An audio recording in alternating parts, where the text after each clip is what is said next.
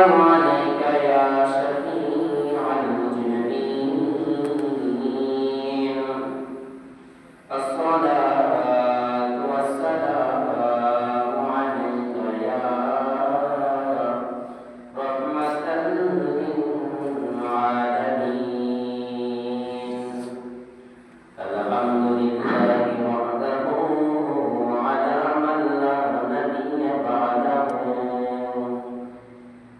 الذي أرسله بالحق بشيرا ونذيرا وداعيا إلى الله بإذنه وسراجا منيرا أشهد أن لا إله إلا الله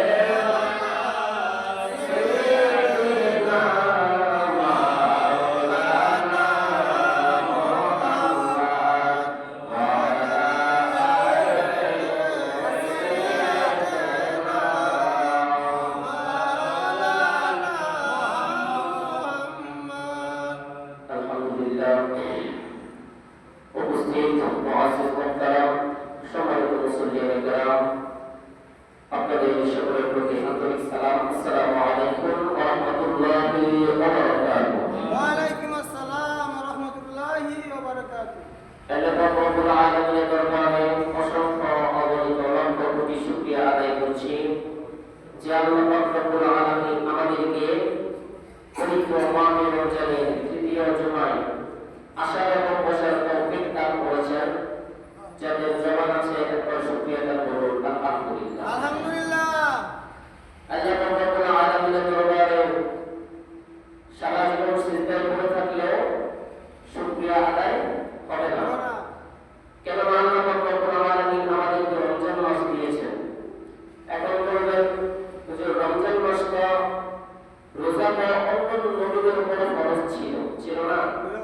অন্যান্য নবীদের উম্মতের উপরে রোজা ফরজ ছিল, তবে তাদের রোজা ছিল ভিন্ন রকম।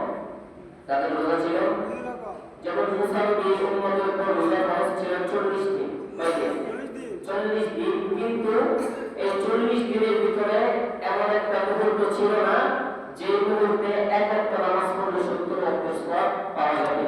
কিন্তু আল্লাহ আমাদেরকে রাহমাতুল লিল আলামিন নবী সিলাই এমন একটা মাস দান করেছেন যে রমজান মাস।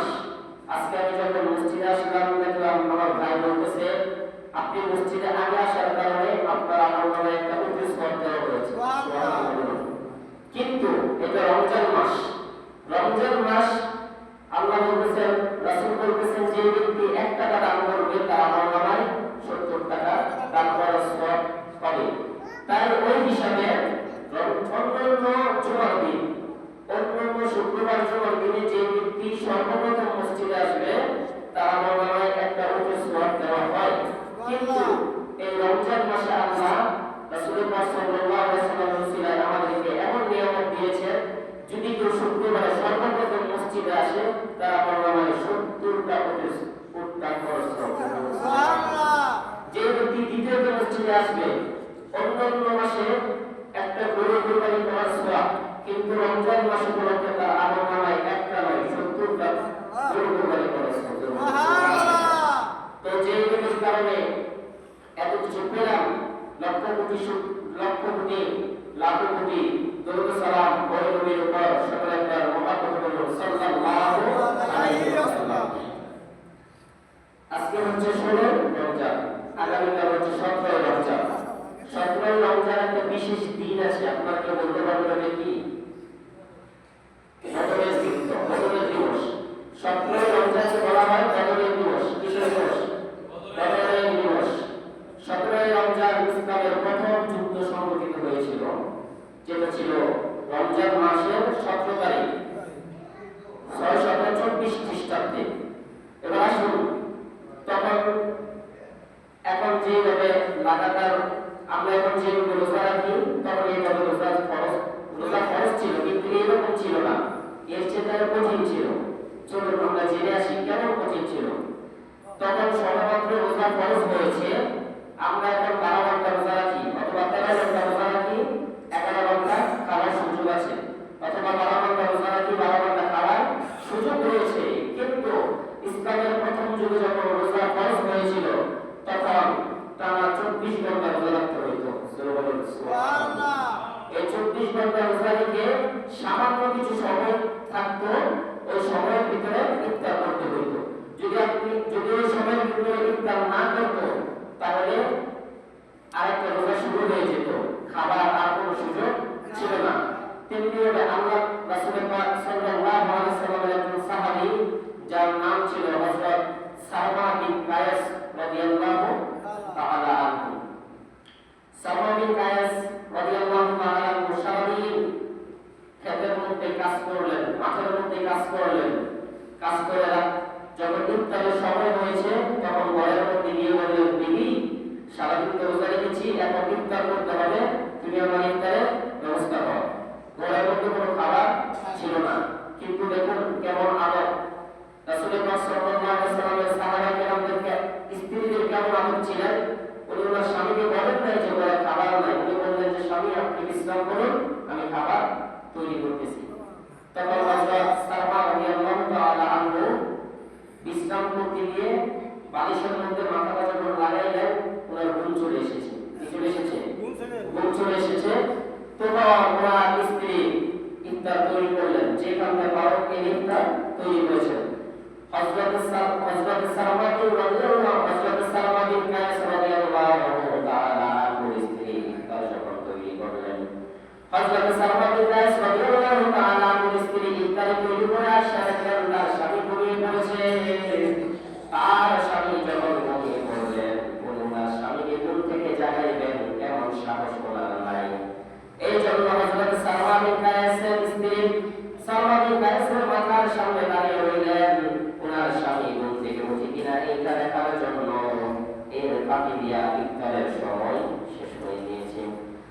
ইফতারের সময় যখন শেষ হয়ে গেল তখন হযরত সালমান ইবনে রাদিয়াল্লাহু তাআলা বুঝতে বুঝতে দেখলেন ইফতারের সময় শেষ, আরেকটা রোজা শুরু হয়ে গিয়েছে, এখন ইফতার করার কোনো সুযোগ নাই। ইফতার করার কোনো সুযোগ নেই। তখন পরের দিন সালমান ইবনে আবার যখন জমির মধ্যে মাঠের মধ্যে গেল কাজ করার জন্য, টানা 24 ঘন্টা রোজা রেখে আবার যখন রোজা রাখতেছে, পেটের মধ্যে কোনো খাবার নাই। হযরত সালমান ইবনে রাদিয়াল্লাহু তাআলা আনহু মাঠের মধ্যে বেহুশ হয়ে পড়ে গেলেন। হযরত সালমান ইবনে রাদিয়াল্লাহু তাআলা আনহু মাঠের মধ্যে যখন বেহুশ হয়ে পড়ে গেলেন, তখন সাহাবায়ে আমার নবীর কাছে ডাক দিয়া কই, ইয়া রাসূলুল্লাহ, নবী গো, ইয়া রাসূলুল্লাহ, নবী গো, সালমান, আপনার সাহাবী সালমান গতকাল ইফতারের সময় ঘুমিয়ে পড়েছিল, ইফতার করার সুযোগ পায় নাই। এই জন্য লাগাতার 24 ঘন্টা রোজা রাখার পরে আবার 24 ঘন্টা রোজা রাখতে হচ্ছে। এই জন্য সালমান রাদিয়াল্লাহু তাআলা কাজ করতে গিয়ে বেহুশ হয়ে পড়ে গেলেন। আমার নবী আল্লাহকে ডাকতে বলেন, আল্লাহ, ও আল্লাহ, সালমান একজন সাহাবী হয়ে 24 ঘন্টা রোজা রেখে সে বেহুশ হয়ে গেল, কিন্তু আখির জামানায় যখন শেষ হয়ে যেতে থাকবে তখন আমার কিছু উম্মত দুনিয়ার মধ্যে আসবে, ওনারা তো 24 ঘন্টা রোজা রাখতে পারবে না। ও আল্লাহ, ইফতারের পরেও যেন আবার খেতে পারে, তুমি এরকম একটা সুযোগ চালু করে দাও। সুবহানাল্লাহ। আমার নবী যখন আল্লাহ রব্বুল আলামিনকে কথা বললেন, তখন আল্লাহ রব্বুল আলামিন সূরা বাকারার মধ্যে একটা আয়াত নাযিল করেছেন। আল্লাহ বলতেছেন, কুলু ওয়াশরাবু হাত্তা ইয়াতাবাyyana লাকুমুল খায়তুল আবিয়াদু মিনাল খায়তিল আসওয়াদি মিনাল ফাজরি। আল্লাহু আকবার। আল্লাহ রব্বুল আলামিন ডাকলেন, ইয়া রাসূলুল্লাহ, আপনার উম্মতদেরকে জানিয়ে দিন, সাহাবায়ে কেরামদেরকে জানিয়ে দিন, এতদিন তারা 24 ঘন্টা রোজা রেখেছে, এখন আর 24 ঘন্টা রোজা রাখতে হবে না। কুলু ওয়াশরাবু হাত্তা ইয়াতাবাyyনা, তারা যেন খায় এবং পান করে, খায়তুল আবিয়াদু মিনাল খায়তিল আসওয়াদি মিনাল ফাজরি, রাতের কালো আধার দূর হয়ে যতক্ষণ না পর্যন্ত সাদা রেখা দেখা যাবে ততক্ষণ পর্যন্ত তারা পান করতে পারবে এবং খাবার খাইতে পারবে। সুবহানাল্লাহ। আচ্ছা বলুন, তখন যদি রাসূলুল্লাহ সাল্লাল্লাহু আলাইহি ওয়াসাল্লাম আল্লাহর কাছে আরজিটা না করতেন, আমরা এখন 24 ঘন্টা রোজা রাখতে হতো না? এখন আমরা 10 ঘন্টা, 12 ঘন্টা, 11 ঘন্টা, অথবা এখন আমাদের রোজা রাখা হয় বরাবর 12 ঘন্টার মতো, ঠিক আছে? সেহরির টাইম শেষ হয় 5টার দিকে, আবার ইফতার শুরু হয় 6টা, 4, 5 এরকম দিকে, এরকম সময়। তাহলে আমরা রোজা রাখছি কয় ঘন্টা? 12 ঘন্টার মতো, ঠিক আছে? তাহলে আমরা এখন 12 ঘন্টা রোজা রাখি, তারপর আমাদের সমাজের মানুষ আছে দোকানের মধ্যে পর্দা লাগিয়ে খাবার খায়, ঠিক কিনা বলুন? ঠিক কথাটা বাস্তব বললেন, ঠিক কিনা বলুন? আপনারা বলুন, যদি 24 ঘন্টা রোজা আইন আল্লাহ রাব্বুল আলামিন এখন পর্যন্ত জারি রাখতো, কি অবস্থা হইতো? আল্লাহ রাব্বুল আলামিন আমাদের উপর দয়া করেছে। মাগরিবের থেকে শুরু করে ফজরের ওয়াক্ত শুরু হওয়ার আগে, মানে সেহরির ওয়াক্ত, সেহরির টাইম শেষ হওয়ার পর্যন্ত আমাদেরকে খাবার খাওয়ার সুযোগ করে দিয়েছেন। আল্লাহ আমাদের উপর দয়া করেছে না? আয় হায়, অতএব সাহাবীদের কথা মনে পড়ে যাচ্ছে। 3 দিন পর্যন্ত রোজা রেখেছে কিন্তু কোনো খাবার খায় নাই। কেউ হয়তো পানি খেয়েছে, খেজুর খাইতে পারে নাই, কেউ হয়তো খেজুর খেয়েছে, পানি খাইতে পারে নাই। কিন্তু আমার নবী যখন ডাক দিয়ে বললেন, আবু বকর, ও ওমর, আবু জাহেল, উতবা, সাইবা, ওরা তো বলতেছে যুদ্ধের ঘোষণা দিয়েছে, এখন আমি কি যুদ্ধ করব? হযরত মুসা আলাইহিস সালাম তার উম্মতদেরকে ডেকে বলেছিলেন, আমি তো যুদ্ধ করতে চাইতেছি, তোমরা কি আমার সাথে যাইবা? তখন মুসা নবীর উম্মত কি উত্তর দিয়েছিল জানেন? মুসা নবীর উম্মত বলেছিল, আপনি এবং আপনার আল্লাহ চান আমরা এখানে বসে বসে দেখবো, আমরা যুদ্ধে যাইতে পারবো না। কিন্তু আমার নবী যখন আবু বকর সিদ্দিক রাদিয়াল্লাহু তাআলা আনহুকে বললেন, ওমরকে বললেন, তখন ওমর ফারুক আযম, সিদ্দিক আকবর সহ 313 জন সাহাবী একবার উত্তর দিল, ইয়া রাসূলুল্লাহ, 3 দিন খাবার খাই নাই, হয়তো খেজুর খেয়েছি, পানি খাইতে পারি নাই, পানি খেয়েছি হয়তো খেজুর খাইতে পারি নাই, কিছু খেয়েছি কিন্তু পেট করে আজকে 3-4 দিন খাবার খাই নাই, শরীর অনেক দুর্বল, তারপরে ইয়া রাসূলুল্লাহ যুদ্ধ নয়, আপনি যদি বলুন আপনাদের মধ্যে ছাপ দেওয়ার জন্য আমরা প্রস্তুত আছি। সুবহানাল্লাহ। আমার নবী এই কথা শোনার পরে আমার নবী অনেক খুশি হয়ে গেলেন। খুশি হয়ে আমার নবী লিস্ট করলেন, লিস্ট করতে করতে বদরের যুদ্ধে লিস্ট করে ফেললেন সাহাবায়ে কেরামদের লিস্ট করার পরে ছোট্ট দুইজন বাচ্চা ছিল, আপনারা হয়তো এই ঘটনাটা অনেক শুনেছেন। ওই ছোট্ট দুইটি বাচ্চা তার মাকে গিয়ে বলল, মা রাসূল পাক সাল্লাল্লাহু আলাইহি ওয়াসাল্লাম যুদ্ধের ময়দানে যাইতেছে, আমাদের অনুমতি দাও, আমরাও যাব। তখন মা বলল, নবীজিকে কোনোদিন হাদিয়া দিতে পারি নাই, আমরা গরিব, নবীজিকে ইচ্ছা হয়েছিল কিছু দেওয়ার জন্য কিন্তু দিতে পারি নাই, কিন্তু আজকে যেহেতু সময় এসেছে, যাও আমার দুই সন্তানকে নবীর রাস্তায় ছেড়ে দিলাম, তোমরা যুদ্ধের ময়দানে চলে যাও। সুবহানাল্লাহ। ছোট ছোট বাচ্চা আশা বলল, ইয়া রাসূলুল্লাহ তুমি তো আমরা যুদ্ধের ময়দানে যাব। আমার নবী তাকায় দেখলেন ছোট, আমার নবী বলল, ছোট বাচ্চা, বৃদ্ধ মহিলা এবং বৃদ্ধ পুরুষ, ছোট বাচ্চা, ওদেরকে যুদ্ধে নেওয়ার অনুমতি নাই, ওদেরকে যুদ্ধে নেওয়া যাবে না। তখন ওই ছোট বাচ্চাটা বলল, ইয়া রাসূলুল্লাহ আমরা যদিও দেখতে ছোট, আমাদের পরিচয়টা ছোট না। সুবহানাল্লাহ। তাদের জীবনে পাওয়ার কেমন ছিল? তখন ওই ছোট ছোট বাচ্চা বলতে লাগলো, আল্লাহ জীবনে একবার সুযোগ পেয়েছি, প্রিয় নবী সাল্লাল্লাহু আলাইহি সাল্লামকে যারা গালি দিয়েছে তাদেরকে মারার, তাদেরকে আঘাত করার একটা সুযোগ পেয়েছি, আল্লাহ আমাদের এই সুযোগটা তুমি হাতছাড়া করিও না। তখন আল্লাহ রাব্বুল আলামিন আমার নবীকে বলল, ইয়া রাসূলুল্লাহ আপনি ওদেরকে মাফ নেন, দেখেন কার মাফ বেশি হয়। তখন বড় ভাইয়ের মাফ যখন নিতে গেল, তখন বড় ভাইয়ের মাফ হয় না, মানে একটা মাফ আছে, যেমন সেনাবাহিনীতে ঢুকতে গেলেও একটা মাপ নেই, ঠিক আছে না, এত ইঞ্চি নিতে হয়, এত ইঞ্চি কম হলে বের করে দেয়। তখন ওই বড় ভাই যখন গেলেন মাপ দেওয়ার জন্য, গিয়ে দেখলেন তার মাপ হয় না, তখন সে আঙ্গুলের উপর ভর দিয়ে এভাবে মাথা উঠিয়ে তার মাপটা দিল। এটা দেখে আমার নবী হাসতে লাগলেন আর বলতে লাগলো, তোমাদের ভিতরে যে প্রেম আছে, এই প্রেমের কাছে দুনিয়ার সব আইন, সব নিয়ম শেষ, তুমি যুদ্ধে যেতে পারবা, কিন্তু তোমার ছোট ভাই যেতে পারবে না, কেননা সে প্রায় আধা হাত কম আছে ওই লম্বা থেকে। তখন ওই ছেলে ছোট বাচ্চাটা লাফাইতে লাগলেন, মানে লাফাচ্ছে যেন ওই সীমানা পর্যন্ত যেতে পারে। আমার নবী এগুলো দেখে বলল, ঠিক আছে তোমরা যুদ্ধে যাইতে পারবা। এই কথা শোনার পরে ওই দুই ভাই অনেক খুশি হয়ে গেলেন, খুশি হয়ে যাইতে লাগলেন বদরের যুদ্ধের প্রান্তে।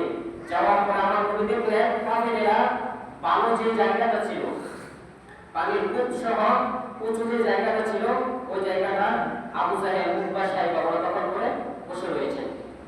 তখন আমার নবী আল্লাহর কাছে দোয়া করলেন, আল্লাহ মাত্র 313 জন সাহাবী, 313 জন মুসলমান, তুমি যদি চাও আগামীকাল থেকে তোমার জিকিরের দরকার নাই, তুমি যদি চাও তোমাকে কেউ সিজদা না দিক, তাহলে তুমি মুসলমানদেরকে বিজয় দিও না। আর যদি তুমি চাও এই 313 জনের মাধ্যমে পুরো পৃথিবীর মধ্যে তুমি তোমার তাওহীদের দাওয়াত পৌঁছিয়ে দেবে, আল্লাহ তাহলে তুমি মুসলমানকে বিজয় দান করে দাও। এই কথা বলার কিছুক্ষণ পরে বৃষ্টি শুরু হয়ে গেল। এমন বৃষ্টি হলো, বৃষ্টি হওয়ার কারণে আমার নবীরা যে নিচু ভূমির মধ্যে ছিলেন, মানে ছিটকা বালুর মধ্যে ছিলেন, ওই বালুগুলা বৃষ্টির পানির কারণে ওই মাটিটা শক্ত হয়ে গিয়েছে এবং ছোট ছোট খাদের মধ্যে পানি জমতে জমতে পানির একটা কুয়া তৈরি হয়ে গেছে। এবং ওই দিক দিয়া আবু জাহেল কাফেরদের যে জায়গাটা ছিল, বৃষ্টি হওয়ার কারণে অতিরিক্ত কাদা জমে গিয়েছে এবং তাদের যে পানির কুয়াটা ছিল, ওই পানির কুয়ার মধ্যে বালু জমতে জমতে কুয়াটা ভরাট হয়ে গিয়েছে, তাদের কোনো খাওয়ার জন্য পানি ছিল না। তখন আমার নবী সাহাবায়ে কেরাম অনেক টেনশনের মধ্যে পড়ে গেলেন, কেন জানেননি, কারণ তাদের কোনো অস্ত্র ছিল না, তাদের কি ছিল না, অস্ত্র ছিল না। আমার নবী বলল, যুদ্ধে আসার আগে আমার নবী বলল, আমার কাছে কোনো অস্ত্র নাই, তোমাদের ঘরে যা আছে এটা নিয়ে চলে আসো। তখন সাহাবায়ে কেরাম ঘরের মধ্যে গিয়ে কেউ বটিয়ে দাও নিয়েছে, কেউ বটিয়ে এনেছে, তো ছোট্ট এতে লোহার টুকরা এনেছে, এনে আমার নবীর সামনে যখন রাখলেন, আমার নবী সবাইকে দিতে দিতে দিতে দিতে 312 জনকে দিয়েছেন, বাকি রয়েছে আর একজন। কয়জন? একজন। উনি বলতেছে, ইয়া রাসূলুল্লাহ অস্ত্র নাই। আমার নবী বলতেছে, তুমি দেখো না অস্ত্র শেষ, আমি তোমাকে এখন বুদ্ধি অস্ত্র দেব। তখন ওই সাহাবী বলে, ইয়া রাসূলুল্লাহ অস্ত্র তো আপনাকে দিতেই হবে। তখন আমার নবী ওই সাহাবায়ে কেরামের হাতে একটা খেজুরের ঢাল ভেঙে দিয়ে বলল, এটাই তোমার চিন্তিত, তাদের অস্ত্র নাই, তাদের ঘোড়া নাই। সাহাবা কেরামের ঘোড়া ছিল দুইটা, কয়টা? অথবা তিনটা, এবং ওর ছিল 100 অথবা 200, কিন্তু কাফেরদের ঘোড়া ছিল 600 এবং তাদের অস্ত্র বাহিনী মানে তীরন্দাজ ছিল 600 এবং ভ্যান বাহিনী ছিল 200, যারা বাদ্যযন্ত্র বাজিয়ে যুদ্ধের ময়দানে এসেছিল। তখন সাহাবায়ে কেরাম যখন টেনশনে পড়ে গেলেন, আমার নবী সাহাবায়ে কেরামদেরকে ডাকতে বললেন, এদিকে আসো। এই কথা বলে আমার নবী সাহাবায়ে কেরামদেরকে বদরের যুদ্ধের প্রান্তে নিয়ে গেলেন। নিয়ে গিয়ে একটা লাঠি হাতে নিয়ে এইভাবে ডাক দিয়ে বলতে লাগলেন, আগামীকাল এই সময় এখানে আবু জাহেলের লাশ পড়ে থাকবে। সুবহানাল্লাহ। আগামীকাল আরেকটা ডাক দিয়ে বলতেছেন, আগামীকাল এই সময় এখানে উতবার লাশ পড়ে থাকবে। সুবহানাল্লাহ। এরপর আরেকটা ডাক দিয়ে বলতেছেন, আগামীকাল এখানে সাইবার লাশ পড়ে থাকবে। সুবহানাল্লাহ। আজকে আমাদের দেশে যে হুজুররা রয়েছে, বাতিল ফেরকারা রয়েছে, তারা যদি ওই সময় সাহাবায়ে কেরামের আমলে থাকতো, আমার মনে হয় তারা বলতো, ইয়া রাসূলুল্লাহ, আপনি বলে কি বলতেছেন? আগামীকালকের কথা আপনি আজকে কেন বলতেছেন? এটা তো আল্লাহ ছাড়া কেউ জানে না। তারা এইভাবে বলতো, 100% বলতো। কিন্তু সাহাবায়ে কেরাম তো সাহাবী ছিল, তারা নবীর উপর বিশ্বাস ছিল, তারা জানে রাসূল পাক সাল্লাল্লাহু আলাইহি ওয়াসাল্লাম এর জায়গায় জানে। যুদ্ধ শুরু হয়ে গেল, যুদ্ধ যখন শুরু হয়ে গেল, তখন ওই ছোট বাচ্চা দুটার কথা মনে আছে নি? ছোট্ট বাচ্চা দুইটা, হযরত আব্দুর রহমান ইবনে মাসউদ, আব্দুর রহমান ইবনে আউফ রাদিয়াল্লাহু তাআলা আনহু কাছে গেলেন। গিয়ে বলল, চাচা, আমরা শুনছি আবু জাহেল নামে একজন আছে এই যুদ্ধের কাফেরদের নেতা, ওই আবু জাহেল কেন আমাদের কিছু দেখায় দেন। তখন আব্দুর রহমান ইবনে আউফ বলতে লাগলেন, কেন আবু জাহেলকে দেখে তোমরা কি করবে? তো আমরা শুনেছি আবু জাহেল আমাদের নবীকে অনেক অত্যাচার করেছে, নবীকে অনেক অত্যাচার করেছে। আমার নবী যখন নামাজ পড়ার জন্য সিজদায় গিয়েছেন, নবীর পিঠের উপর উটের পচা ডালগুলি টেনে দিয়েছেন। অত্যাচার করেছে। একদিন আবু জাহেল আমার নবীকে মারার জন্য অনেক বড় একটা গর্ত করেছে। কি করেছে? গর্ত করেছে।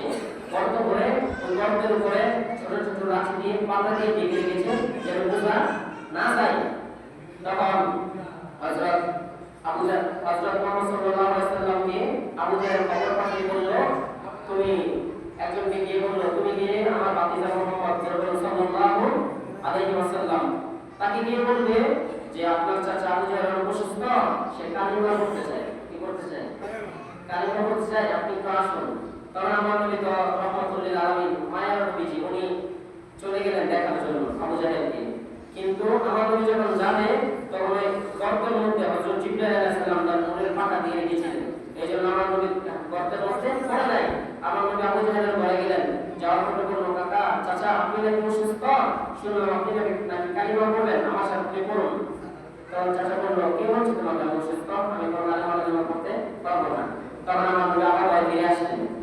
তখন আবু জাহেলকে গিয়ে, আমরা গর্ত করলাম, ওই গর্তের মধ্যে মুহাম্মদ পড়লেন রাসূল সাল্লাল্লাহু আলাইহি ওয়াসাল্লাম।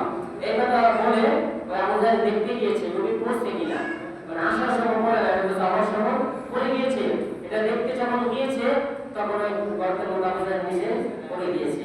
আবু জাহেল নিজে যখন পড়ে গিয়েছে, সমস্ত মক্কাবাসী জানাজানি হয়ে গেল। আমার তখন ছোট একটা গর্ত ছিল।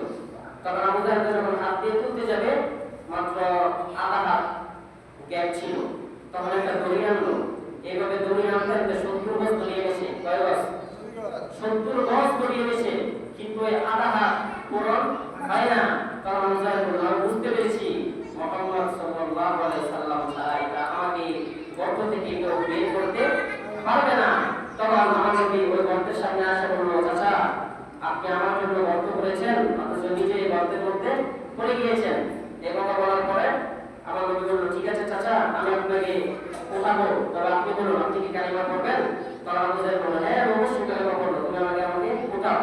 70 গজ দড়ি দিয়ে মানুষ আবু জাহেলকে গর্ত থেকে উঠাতে পারে নাই। অথচ আমার নবী হাত দেওয়ার সাথে সাথে আবু জাহেলের হাতের সাথে আমার নবীর হাত লেগে গিয়েছে, আমার নবী আবু জাহেলকে গর্ত থেকে উঠিয়ে ফেলেছে। সুবহানাল্লাহ। গর্ত থেকে উঠানোর পর আবু জাহেল বলেছে, মুহাম্মদ, তুমি, আমি এতদিন ভেবেছিলাম তুমি ছোট্ট জাদুকর, এখন দেখি বিশাল বড় জাদুকর। আলহামদুলিল্লাহ। এরপরে আর কি বলবো, ওই আবু জাহেল ছোট বাচ্চারা বলতেছে, আবু জাহেল আমার নবীর উপর এরকম অত্যাচার করেছে,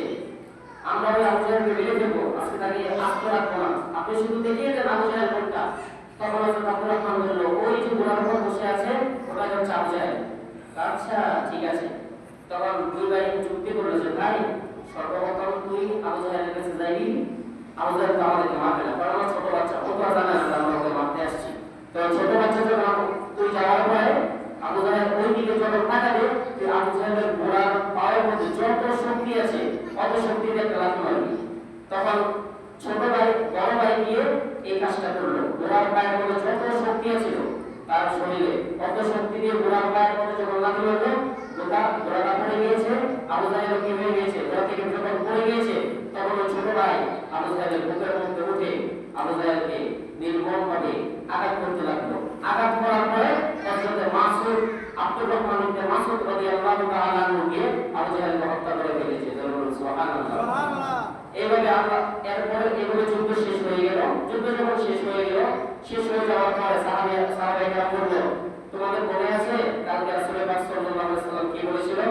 তখন সাহাবায়ে বলল, কিছু কিছু সাহাবা বলতেছে কি বলেছিল নবীজি? তখন বলল, কালকে নবী বলেছে অমুক জায়গায় ডাক দিয়ে বলেছিল, অমুক জায়গায় আবু জাহেলের লাশ পড়ে থাকবে, উতবার লাশ পড়ে থাকবে, চলো আমরা গিয়ে দেখি নবীজি কথা সত্য কিনা। সমস্ত সাহাবায়ে কেরাম চলে গেল, গিয়ে দেখতেছে নবী যেখানে ডাক দিয়েছে ওই ডাকের ভিতরে আবু জাহেলের লাশ পড়ে আছে। সুবহানাল্লাহ। নবী যেখানে ডাক দিয়েছে ওইটার ভিতরে উতবার লাশ পড়ে আছে। সুবহানাল্লাহ। তাহলে আমার নবী এর মানে জানে কি জানে না? আপনি হাজিরে আপনি নাসিরে সুন্নি তেরি মান বলো আপনি হাজিরে আপনি নাসিরে সুন্নি তেরি মান এলে বেগায়েব আল্লাহ তাআলা বলো এলে বেগায়েব আল্লাহ তাআলা আপনার কোলে তান বিজি আল্লাহ